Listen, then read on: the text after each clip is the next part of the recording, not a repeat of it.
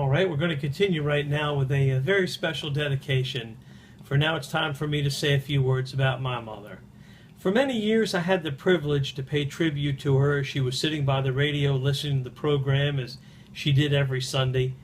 And now in the 13 years since she is gone, it has become my custom before playing the next selection to speak words of tribute to my mother and in memoriam to her. My mother, Rosalind Shor, passed away on February the 18th, 2001, just 2 days after her 65th birthday, cut down in the prime of her life, and my mother really was a treasure. My mother was one of the kindest and most generous people that you'd ever want to meet. She was the kind of person whose heart and hand were always open. She was the kind of person who would give you the shirt off her back before you even knew that you needed it, because she had that innate ability to know what every person needed. She had the gift to be able to touch everybody's heart and to make that person feel that to her they were the most important person in the whole world.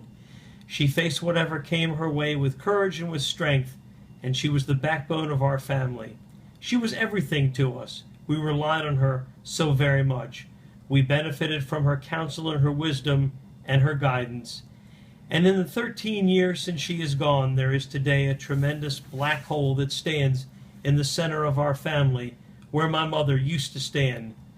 We have never really recovered from the loss of such a vibrant and wonderful woman, a woman who embodied all the qualities of the Ashes Chayil, the woman of valor.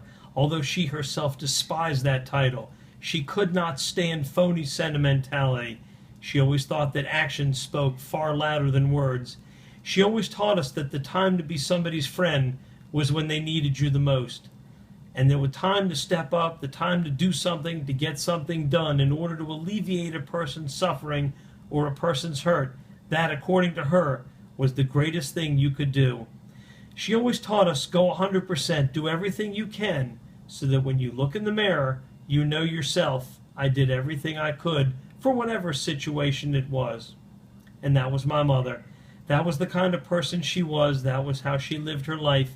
And it was most fitting that we placed the words of tribute on her gravestone, these words, a friend to all, for that was the summation of her life. Born in Washington, D.C. on February the 13th, 1936, and passed away in Silver Spring, Maryland on February the 18th, 2001. My mother, Rosalind Shor, her Hebrew name, Russi Bas Meir.